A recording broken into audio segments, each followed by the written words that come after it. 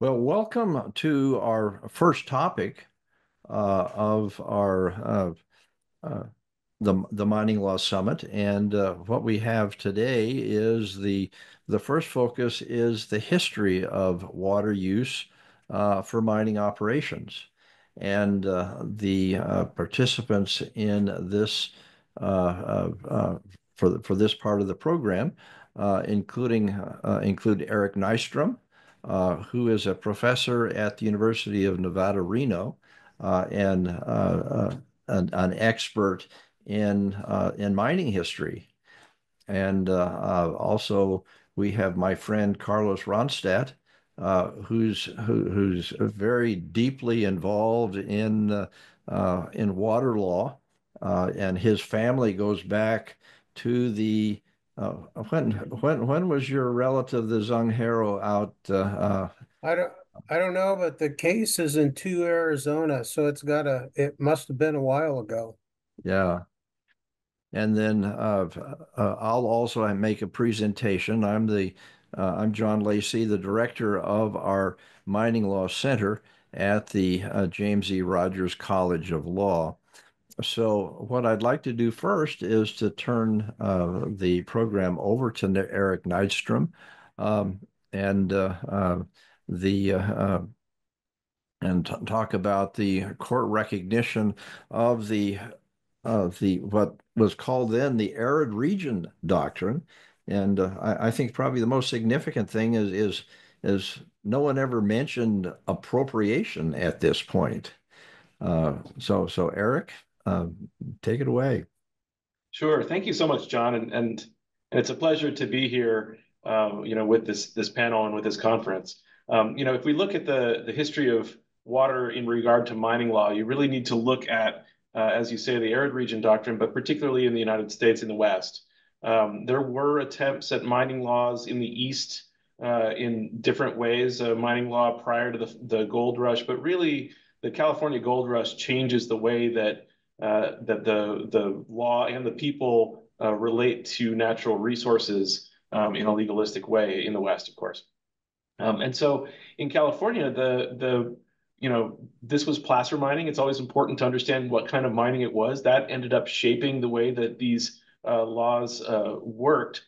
And most of California, the people of California, the miners of California, and also many of the agriculturalists were essentially squatters. The California land was allocated by the Spanish into enormous ranchos, which were very rarely clearly defined. When California came into the Union, it was not a territory first. And so in the early 1850s, there was a tremendous amount of, I think it might be fair to say, legal creativity as the law was kind of made up according to principles, but also according to the needs of the time. And the whole means of appropriating both minerals and also later water, I think, evolved out of that period. It's really important to kind of understand that this wasn't, esteemed jurists sitting around trying to figure out how to divide these resources. This was a thing that was worked out in a practical sense on the ground as it was going. And so one of the things that became really clear in a world where all kinds of people were rushing to California, there was a tremendous excitement. The land tenure was of dubious question or concern. And keep in mind that if the people coming there had adhered very, very strictly to the existing land tenure, then no one would ever be able to claim a gold mine without permission of the Spanish rancho landholder, which many of those people were, indistinct. So those niceties were, I think, ignored in favor of creating a system whereby you would claim something, you would appropriate something like a gold claim, for example, a placer gold claim, and then it was yours. Conflicting claims were adjudicated on the basis of who got there first. And it was a simple system, really at some level elegant in its simplicity, because the goal of Californians was to exploit these resources so that the state could grow. So the first thing appropriated were gold deposits, but very quickly thereafter, water was appropriated using the same system. And the courts before long figured out that a system of prior appropriation for water claims was just as effective, or at least consistent with the way things had been done. And those water claims were necessary to exploiting the placer claims. If you think about, if you're not familiar with the physiography of California and the gold country, there is a lot of water at certain times and very little water at any other time. And so they needed to account for those kinds of seasonal variations. Over time, this system of appropriating water became codified in law. There were 18 cases in the mid-1850s where the California district courts and then Supreme Court justified prior appropriation for water being used for mining purposes. And that idea that you could have a right in water enabled the people who were doing this to attract investment from outside. The original California gold rush, we think of the miner with the pan. That's a profoundly, labor but not capital intensive endeavor. But quickly it became clear that you needed capital in order to exploit those California gold mines. And one of the technologies they turned to was hydraulic mining, where you'd use enormous water systems to generate large volumes of water at high head, store those waters in reservoirs so that work could be done not just according to seasonal whims of streams, and then conduct the waters from mountaintop locations through sluices and pipes and whatnot to the places where the golds could be washed. And that became very quickly an important component of California placer mining. At first, and you can see too the result on this one image that we have on the hydraulic mining in North Bloomfield on the Yuba River, and this is a fairly classic image of the water being washing these cliff faces down. Eric, were there other areas other than North Bloomfield when they had this type of washing, the volume that we see here in this image? Certainly. North Bloomfield, I think you would think of North Bloomfield as the biggest of them all, the grandest, most well-capitalized, largest hydraulic mining firm. It really gets rolling in the 1870s. They use electric arc lights so that they can pursue the work 24 hours a day. It's got a lot of British investors, some very famous mining engineers like Hennon Jennings. And so it was, the biggest of the dinosaurs, if you want to think of it that way. Those kinds of hydraulic mining concerns, and even the use of water for mining, not necessarily as hydraulic mining, but as sort of more traditional placer mining, predated North Bloomfield. But if you want to think of it as having led to North Bloomfield, it becomes the biggest of them all. And of course, North Bloomfield is also the one that gets involved in the debris cases. This style of mining disappears because it's outlawed. It's the amount of stuff that washes downstream from this kind of mining. And if you think about that image there, you see those enormous monitors. You see the huge amounts of rock and sand and little clay particles they called slickens that would be washed downstream through the sluices, but then past the sluices in natural channels. And so those created one of those legal contestation problems. And the early law of mining in California set up that that it lowered the standard of what was necessary to be okay as far as negligence goes, and that allowed hydraulic mining to largely do what they were trying to do. But in some cases, hydraulic mining was stymied because the waters had been appropriated for some other use. There was a case in the mid-1870s, one of the very earliest, where the hydraulic miners actually lost, where their opponent was a farmer who had an orchard on a stream bed, and the orchard had been there since the 1850s. The hydraulic mine went in the late 1860s, and so the court said, but these waters were appropriated for the orchard before they were appropriated for the hydraulic mining. So in this case, it's not a paramount use. But then the downstream flooding and debris got so bad that eventually there were a series of court cases that revisited this essentially exemption from negligence. And those were called the debris cases. The most famous of those is Woodruff v. North Bloomfield. So that big concern is involved in the most famous of these cases. And what ends up being the case, the situation, I should say, is that the court decides that hydraulic mining that caused this kind of pollution should be outlawed. That instead, that it went to the level of a nuisance, and so they would need to have dams and things like this to catch all the tailings, and is effectively that outlaws hydraulic mining in California. They later shift to other methods, but one of the fun tidbits out of that is that this vast infrastructure of moving water around for mining purposes, of appropriating the water, moving it around for mining purposes, and so on through sluices and reservoirs and things like this. I've noted that by 1883, which is the North Bloomfield case was 1884, but by 1883, the kinds of reservoirs they had there, they had several billion cubic feet of water. They had 6,000 miles of sluices. And all that infrastructure, once hydraulic mining was outlawed, gets put to use for irrigation and for power generation. Quite literally, the same infrastructure becomes in use because of the change in what was permissible through mining. Yeah, well, then you can see even today, out of North Bloomfield, and there's a California State Park at North Bloomfield, and you can see the Malakoff diggings today, and the one image that we have on the left side of the picture, and so it's they've washed the side of the hill down, and that's the way it stayed.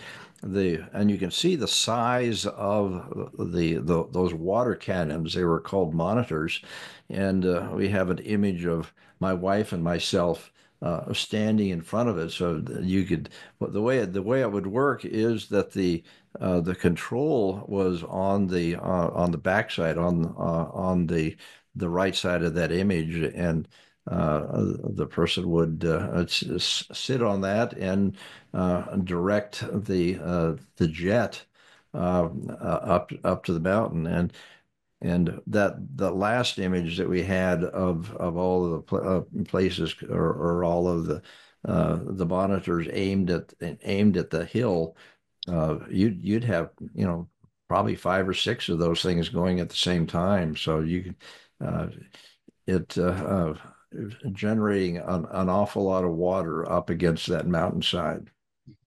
Exactly right. The Monitor name, of course, comes as an homage to the USS Monitor, the first ironclad warship that had a cannon in turrets, which you could spin around.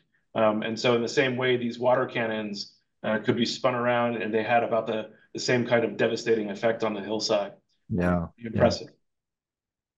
Good. Well, this really brings us to, the federal law that at the time, because the first of the mining laws was enacted in 1866.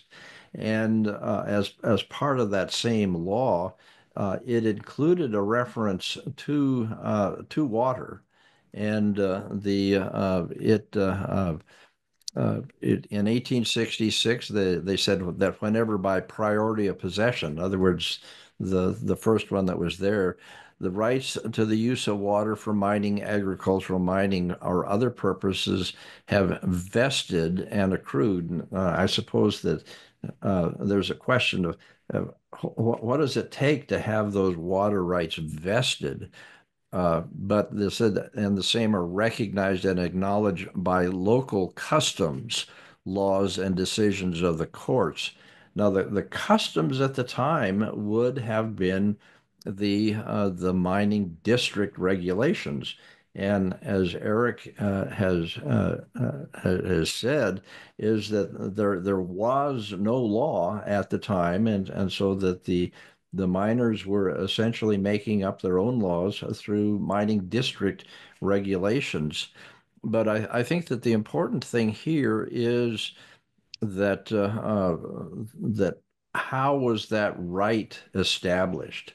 And one of the provisions in the federal mining law was for mill sites.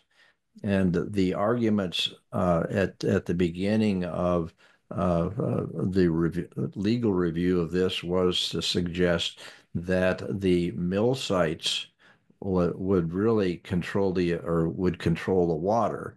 Um, this was rejected uh, uh, uh, by the Department of Interior at the time in a couple early cases. And they very clearly said that a spring for the supply of water was not allowed through the location of the mill site.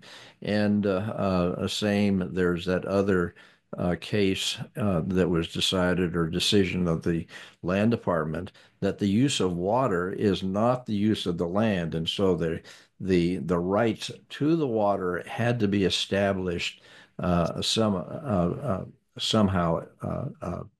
but not by the use of the mill site itself.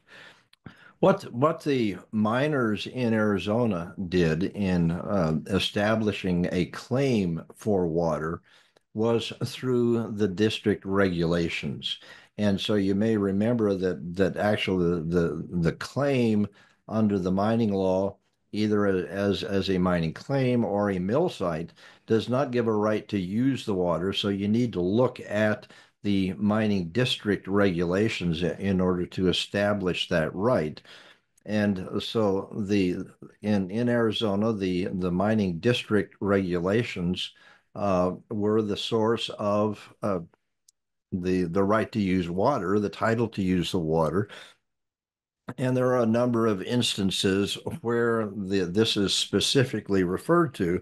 And so the Bradshaw Mountain Mining District in both 1870 and 1864 talks specifically about how the water right was held. And so, for example, in the Bradshaw district here, the reference here is that each person shall be entitled to hold one water claim 300 yards square. Now that probably only makes sense in the context of having some flowing streams, and so that same thing in the Greaterville district where you do have a stream flowing through there. So what the miners did was to establish the right to water by the mining district regulations. And so this was the rule until the Arizona statutes were enacted to provide a framework for the establishment of water rights. And looking back on some of the early efforts, people would file some claim of appropriation and filing them with the records of the Secretary of State. And so, Carlos, I'll turn the floor over to you. And recorded. They were recorded too.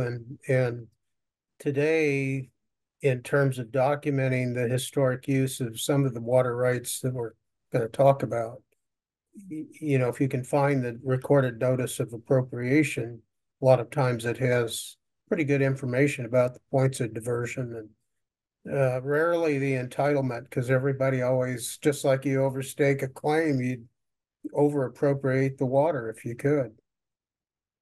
So kind of John brought us up to about 1900. So around 1900, if you were a miner, you only had two choices in terms of finding water. You either drilled I shouldn't say drilled, dug a well. And of course, back then, the deep well technology to pump water from, you know, hundreds, maybe even 1,000 feet didn't exist. So those wells were fairly shallow, or you appropriated water.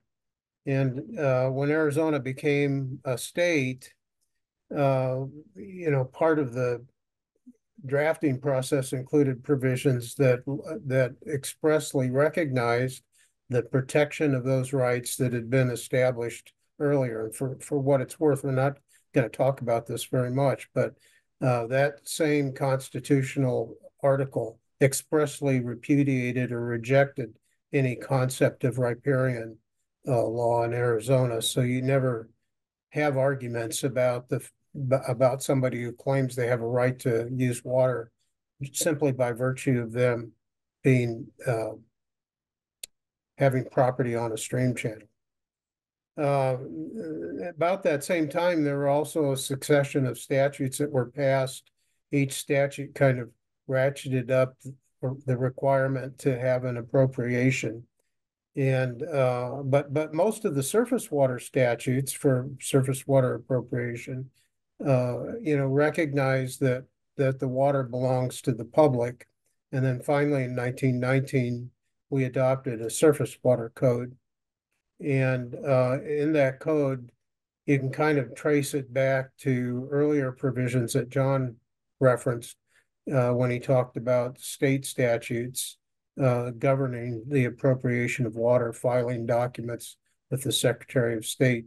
The 1919 Water Code borrowed an administrative process that was developed in Wyoming by a guy named Elwood Mead. Everybody was so impressed with that process that they named a little lake after him. Actually, a little reservoir, small reservoir. So anyway, under the process that Mead came up with, you'd file an application to appropriate, then you'd get a permit or a license to build your infrastructure. Then there was an inspection, and afterwards in Arizona, you'd get a certificate of water right. The terminology varies a little from state to state, but for what it's worth, most of the Western states adopted that process that Mead developed for the state of Wyoming. Also about that time, there were cases came up where groundwater users of percolating groundwater had a claim against somebody who tried to appropriate or vice versa. And that subsequent water user somehow diminished the water that was available to the earlier water user. And very early in those cases, Arizona established kind of a bifurcated system of water management. So it's kind of like a railroad. You have two rails. One rail is regulations for groundwater. The other rail is regulations for surface water. Pretty much the surface water regulations were based on the notion that you had to appropriate water. And but the groundwater regs and statutes were not. Instead, they were the doctrine of reasonable use, maybe the doctrine of capture. Drill a well. If you find water, you can pump it to your heart's content. Make reasonable use of it on your property. Whether you could transport that water off of the property to another tract was an issue that was litigated. But it was a very, very, very different system than prior appropriation. If you did, kind of like Venn diagrams, you put all the characteristics or elements of prior appropriation over here, and all of the characteristics or elements of the doctrine of reasonable use for groundwater over here, you'd find there was very little in that common area between the two circles. So because the doctrine of reasonable use, led to lots of conflict, there were lots of cases that dealt with that.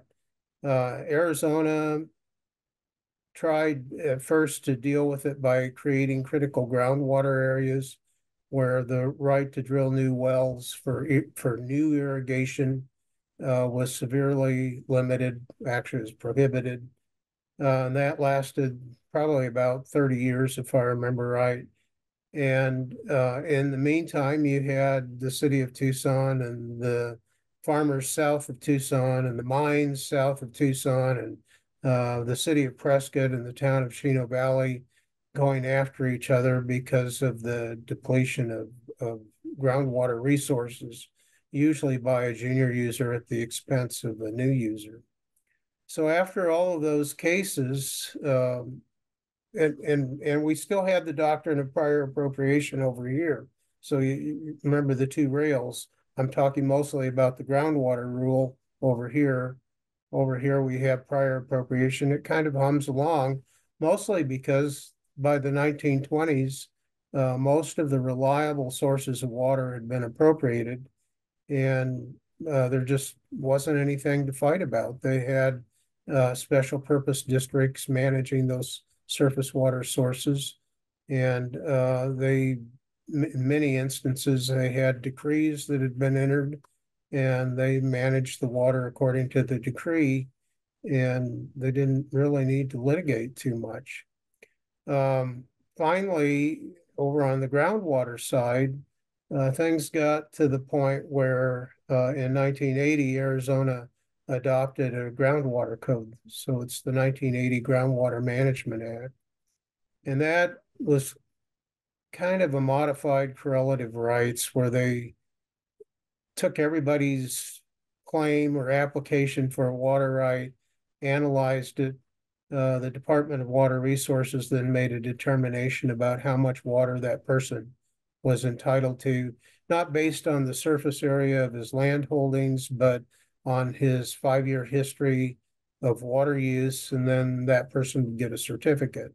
So certificates were issued for irrigation, and they were issued for non-irrigation, which included mining. And that same groundwater code set up a process to develop geographic areas called active management areas, where all of these rights were extensively monitored and administered. And in the course of that, all the mines went in and they filed their applications, and they got one of 2 or 3 different types of rights. And for new water users could apply for permits. And so for mining, there were dewatering permits, and then there was a mining permit. Both of those were shall issue permits, which made the miners happy. But the bad news is that it was kind of conditional. So in order to get a permit for mining metallurgical purposes, you'd have to show that sufficient effluent to meet your needs were not available. And if you did that, then maybe the Department of Water Resources would issue you a permit. But of course, that means you're proving a negative, and that's pretty difficult to do. So that kind of brings us up to where we are today in terms of the administrative process of regulating groundwater. And so on the surface water side, you have the rail that's managing water mostly under decrees. On the groundwater side, you have the rail that's managing water mostly by the Department of Water Resources under statutes and regulations. And you hope those two rails never intersect or cross each other, or you're going to have an accident. And that's kind of where we are today with another process that's been pending for, actually, this is the 50th anniversary, and that's Arizona's stream adjudications. So in 2 of the major watersheds here in Arizona, the Gila and the Little Colorado, we're conducting stream adjudications, and those adjudications are designed to determine the scope and extent characteristics of rights to water that is either subject to appropriation or subject to claims based on federal law. And so maybe if you're a groundwater user in the historic sense under this bifurcated system, you could get a pass on water subject to appropriation, but you still might have an effect on the water that's available to some downstream federal reservation, like an Indian reservation, Forest Service, Bureau of Land Management. So for 50 years, we've been trying to unravel that concern or the tie-in, determine the tie-in between groundwater and surface water.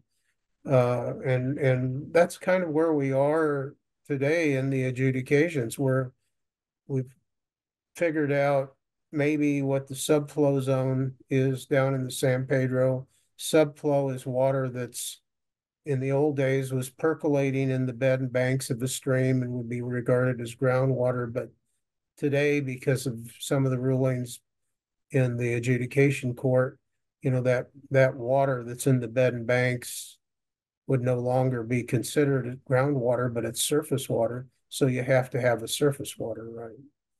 And just in terms of a prediction, I think that the fact that all of a sudden you're recharacterizing water that had been regarded as groundwater as surface water is going to have an effect on many of the water uses in Arizona, but that day may be 15, 20 years away. So today, in terms of mining, recognize that most mining companies have some surface water rights, especially the big ones, because they have been there for 50, 60, 100 years, and they acted to acquire water rights under the doctrine of prior appropriation. Those same mining companies also have groundwater rights that were issued under the state's 1980 Groundwater Management Act if they're in an active management area, or they have rights under the doctrine of reasonable use as modified by certain other statutes that have limited or curtailed the ability to sue a mining company for damages. And all of those rights are probably subject to the adjudication if they're in the Gila or Little Colorado River watersheds. One of the things that's always intrigued me was that the Arizona's bifurcated system was based on a hydrologic theory that is not true. Right. And that is that we looked at an underground stream was subject to appropriation, and the way you determine whether or not an underground stream existed was to put your ear to the ground and see if you could hear anything. Right. But as Carlos indicated, for the last 50 years, we've been trying to figure out how to determine the line between the surface water and groundwater, and so we wind up with a very complicated system that is makes lots of fodder for lawyers to get involved in this whole system. Yeah, I think when I used to do adjudication work, I think I was the second generation. They're probably on the fourth or fifth generation attorneys now. And of course, those guys don't ever remember what happened 50 years ago. I don't remember what happened 50 years ago, but there are cases in the adjudication now where wells that are fairly close to a flowing stream, the San Pedro, have been used for 80 or 90 years for municipal purposes, if I remember right. And those folks who own those wells did not have a surface water right because, hey, it's percolating groundwater. It's, groundwater under this rail, whatever, maybe it's this rail. It's not subject to appropriation. The court has said, hey, guess what? You don't have a water right. So if you start characterizing all of these municipal wells and wells up and down the Verde as really pumping appropriable surface water or subflow, and those folks do not have any surface water right that they can fall back on from 1889 or whenever. You're going to get to go out and tell all those people that they can't pump water, and that's not necessarily a position I would like to be in.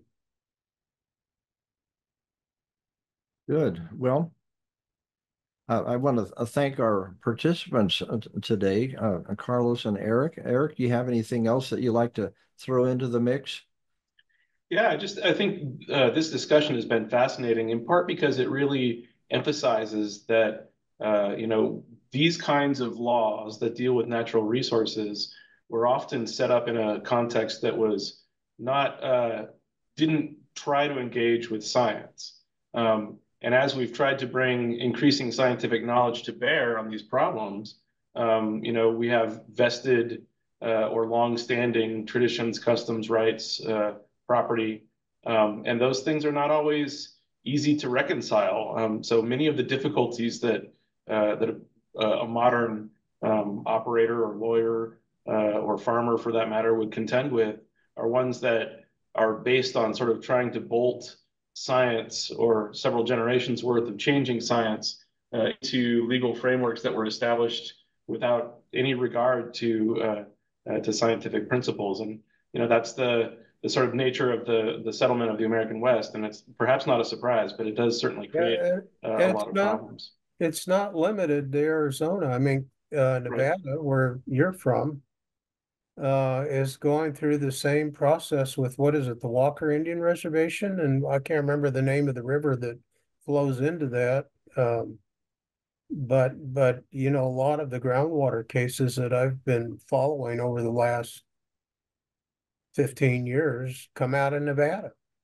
Absolutely. We've got huge issues here, and they're trying to, adjudicate or re-adjudicate in some cases a lot of existing basins. Most of the existing groundwater laws here, very briefly, were, fruit of an effort to determine scientifically how much water was available in any given basin back in the 60s. But a lot of those, you know, that data that then became the basis of property rights is by our modern standards incomplete or flawed or limited time and so on. And so there's just not enough water to go around. And they're having a lot of difficulties trying to figure out how you go about doing those things.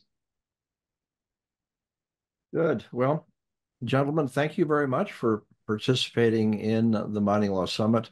What we'll have now is that we'll have a short period for we'll take a look and see if we've had any questions posed to the presenters, and we'll come back on and pose those questions. We also have a period of time after all of the presentations where we'll have an open discussion for if we don't get to some questions, if people have submitted, where we can go in and try to answer those questions. So, gentlemen, thank you very much for today, and we'll go to our questions. Thank you. Thanks for having us. Yeah, this has been great. Thank you.